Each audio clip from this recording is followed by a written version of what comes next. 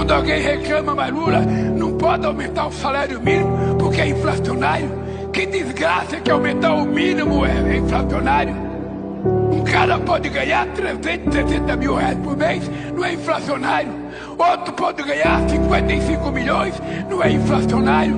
Outro pode pagar, como a Petrobras pagou, 45 bilhões de dividendos sem pagar nenhum centavo de imposto de renda, não é inflacionário. Agora vem o cara do Banco Central e fala, não pode aumentar o salário mínimo e esse negócio de pleno emprego pode causar inflação. Eu fico pensando, aonde é que essas pessoas estudaram? Qual foi a formação que essas pessoas tiveram?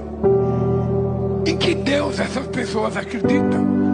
Será que é verdade que eles acreditam em Deus?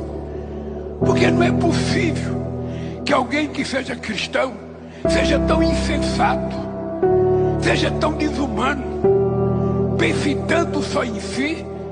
O que eu quero, na verdade, é fazer com que este país se transforme num país em que todos possam levantar de manhã, tomar um café gostoso com a sua família, almoçar, jantar, no final de semana ir num restaurante. E os pobres do Rio de Janeiro não tem que ficar só nos morros, eles têm que ter o direito de ir pra praia de Ipanema, Copacabana, tomar uma caipirosca e viver a felicidade que Deus prometeu para eles. Qual é o crime? Qual é o crime das pessoas viverem bem? Qual é o crime da gente dizer que a filha de uma empregada doméstica tem que ter a mesma oportunidade que o filho da sua patroa? Qual é o crime da gente dizer que um filho de pedreiro pode ser engenheiro? Qual é o crime que a gente comete quando a gente cria um programa pé de meia para garantir que 500 mil de meninos e meninas no ensino médio não desista da escola para poder ajudar o orçamento familiar? Ah, mas vai custar caro, vai custar 10 bilhões de reais, que custe 15. Eu preciso gastar 10 bilhões em educação para a nossa juventude do que gastar 50 centavos para fazer uma cadeia para prender ele se ele não tiver sorte de estudar amanhã. Aqui nesse país, historicamente, tudo que a gente quer fazer, as pessoas falam, vai custar caro.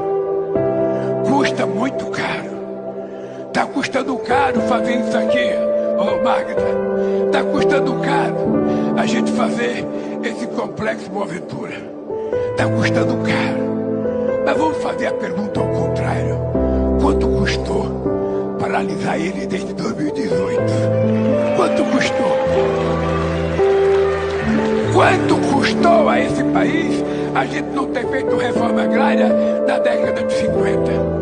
Quanto custou a esse país a gente não ter alfabetizado todo o povo brasileiro na década de 60? Quanto custou a esse país permitir o êxodo rural para ocupar as grandes cidades brasileiras de forma desordenada, como aconteceu? As pessoas não perguntam isso, porque as pessoas que fazem essas perguntas não sabem o que é ser pobre, não sabem o que é ser trabalhador, não sabem o que é ficar desempregado, não sabem o que é passar fome, não sabem o que é não ter uma profissão. Eu sou uma pessoa de muita sorte.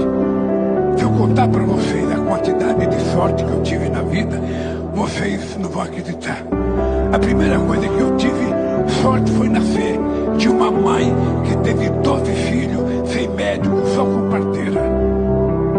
A segunda sorte que eu tive, Magda, foi não morrer de fome até completar 5 anos de idade, porque aonde eu nasci, as crianças morrem logo.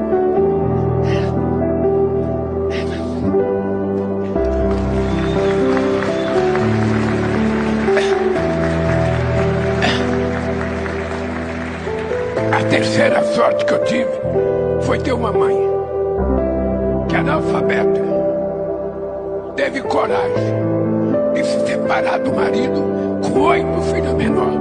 porque 4 já tinham morrido. Ela levou a gente para um barraco.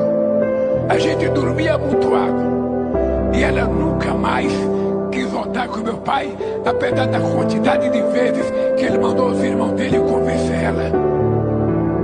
Eu digo isso porque tem muita mulher que vive com o marido porque o marido paga o aluguel. Eu vivo com o marido porque ele dá comida em casa. Nenhuma mulher pode vender a sua honra, a sua dignidade por um prato de comida.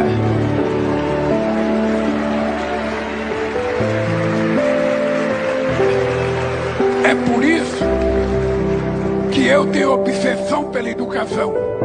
Porque a educação dá independência que nós precisamos.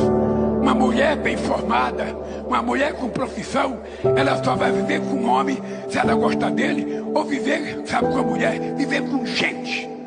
Porque hoje a gente tem que ser mais moderno, viver com gente.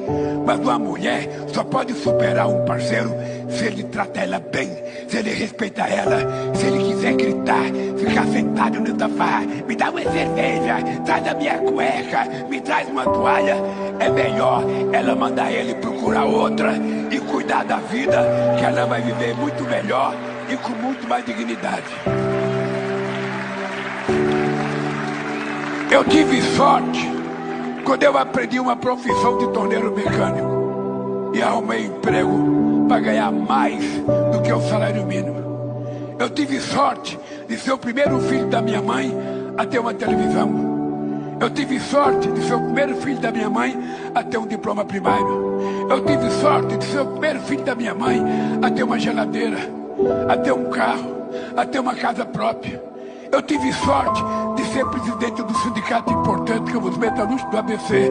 E por conta disso, eu tive sorte de trabalhar com uma classe trabalhadora consciente que me ajudou a compreender que eu precisava criar um partido político, porque as leis que a gente quer que seja aprovada não serão pelos nossos adversários dentro do Congresso Nacional.